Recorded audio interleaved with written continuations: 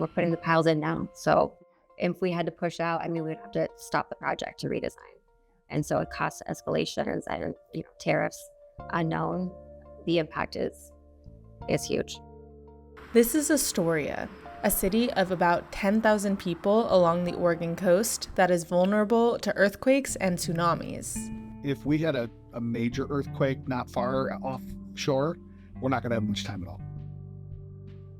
Could be minutes, could be hour, could be 2 hours. Because we are a peninsula out here, we're easily isolatable. So if we lose a bridge or we lose a couple of roadways, we have large landslides, that's what's going to impact us more than the giant wave that may or may not be coming our way. And then, unfortunately, a lot of our city infrastructure is in the flood zone. So if the river does surge, this building, for instance, would be uninhabitable. State officials have predicted a natural disaster will strike here in the next 50 years. Columbia Memorial, the only hospital in the city, is unlikely to withstand such a disaster. So, the hospital was awarded a federal emergency management agency grant to build a shelter for itself and the town as part of its renovation. Then FEMA canceled the grant program, calling it wasteful and politicized. We are short $14 million. We were so excited that we did earn it and that we were granted it that when we got that news, it was pretty devastating. I mean, it was kind of a punch to the gut, I would say. We're trying to strategically find any kind of funding that we can. And so we're still going to be looking for anything that we can apply for, but we do need to move forward.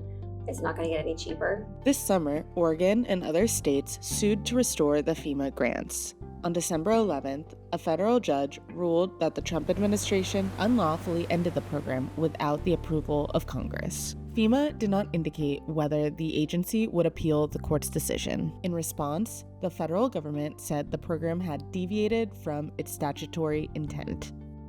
Every piece of steel in the building is sized to take that extra load. The foundations are deeper to be able to do that. The slabs are thicker to be able to accommodate that. And so every part of this building would have to be revisited pretty much. If you're driving anywhere along the coast, you see these blue signs that say tsunami evacuation route. So typically what that means is you are running or driving or walking to an elevated point in the terrain. What a TVERS or a tsunami vertical evacuation refuge structure is, it's a place that you can go and you literally run upstairs or a ramp in some cases to get to that elevated level that's above the anticipated level of the water as it comes in. And that will keep you safe while that event is happening down below you. And then afterwards, a lot of these facilities either have food, water, those kinds of supplies up at the top, or sometimes they don't. And they're just there to get you up, keep you alive so that they can get you out of there as quickly as possible.